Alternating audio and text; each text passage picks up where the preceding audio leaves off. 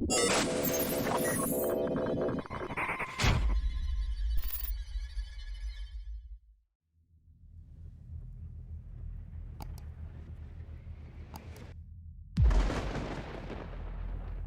was 3 a.m. when my glasses jiggled at the vibration of the drawer, then fell on my bedroom floor.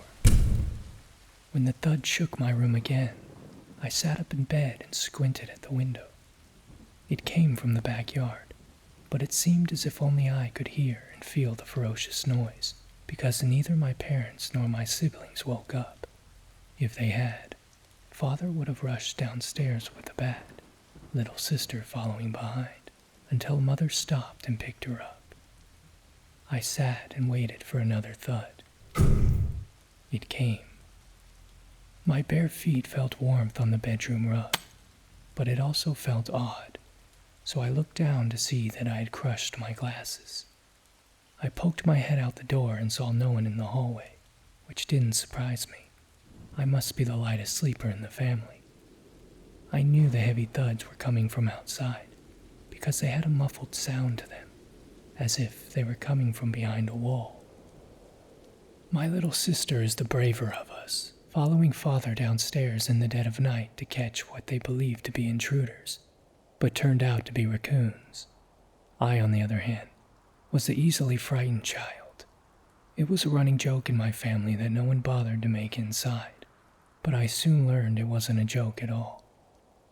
Father would call on my sister to help him with things that I was supposed to help with. When that became frequent, I decided that I had to redeem myself, and the night the thudding began was my perfect opportunity. I descended the stairs, tiptoeing and glancing back up in case my family awoke. I paused on every other step and closed my eyes, listening in, making sure Father was still snoring. My parents certainly wouldn't approve of my nightly adventure into the backyard, especially if I told them it was because I heard something, and my sister would have used that as ammo of embarrassment for the next few years, laughing at me until her face was a tomato. I had to be quiet. When I slid the backyard door closed behind me, an ice-cold zephyr scratched my face, and at that moment I regretted my manly attitude and felt moronic for not bringing a jacket. With my back against the door, my eyes darted left and right, up and down, searching for the intruder.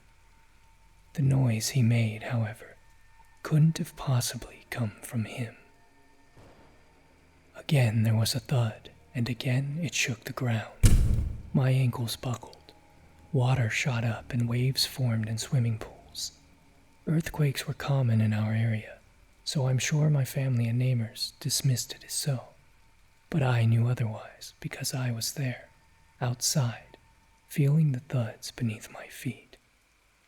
You know, my grandfather once heard similar things.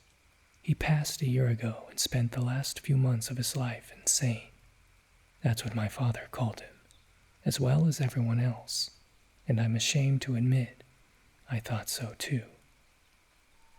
He lived with us and would wake up screaming in sweat, opening and pointing out the window. My parents had to hold him back, reassuring him no one was out there. "Quiet. I know what I heard out there. I'm not crazy. You are." The last straw was when my parents found him sitting out on a lawn chair in the backyard, staring at the ground and murmuring. I once heard Mother on the phone with someone, explaining that she had heard our grandfather apologizing as he sat out there. He would constantly apologize as he stared at the lawn, but no one was around. He repeated this almost every night until my parents put him in a home, where he passed shortly after. In fact, he used to stay in the bedroom I'm in now. My old room was across the hall by my sister's, and I remember vividly waking up to another one of his rants. I'd watch through my cracked open door, mouth agape, as my parents yelled at him and closed his window. I no longer believed my grandfather was crazy, not after experiencing the same thing he did. He was right. There was truly something hidden underneath our very own backyard going bump in the night.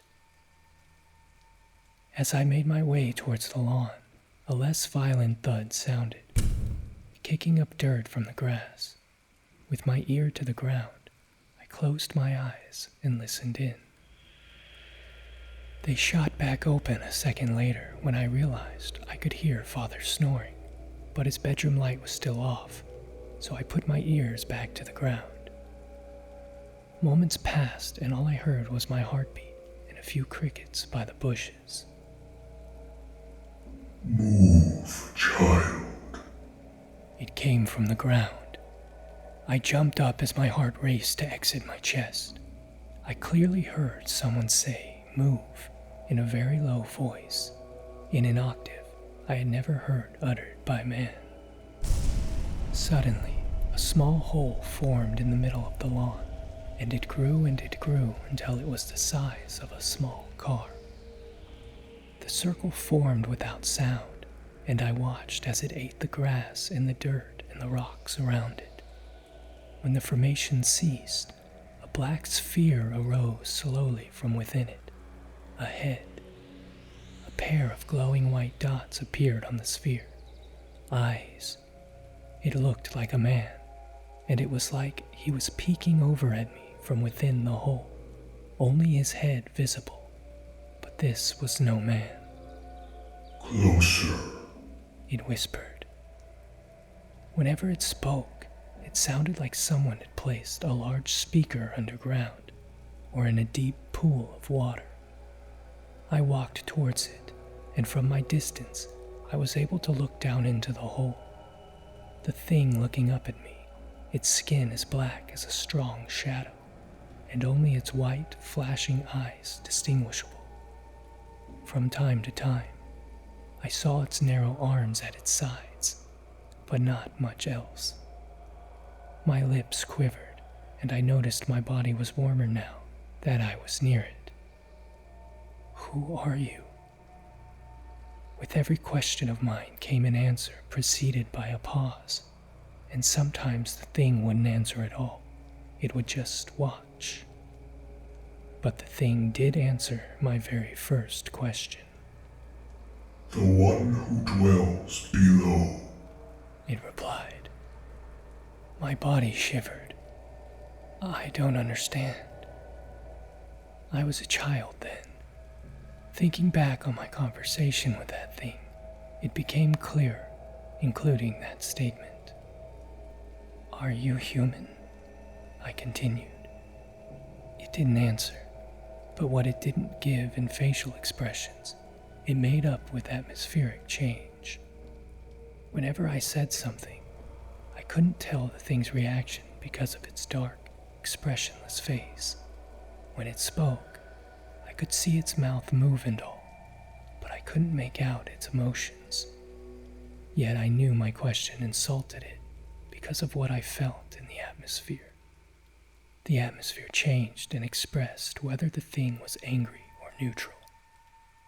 I can't possibly explain it, but its emotions were in the air. I looked up in my parents' bedroom to see their window glow yellow. They were awake. My heart sped again, and I worried the thing would hurt them if they came out into the backyard.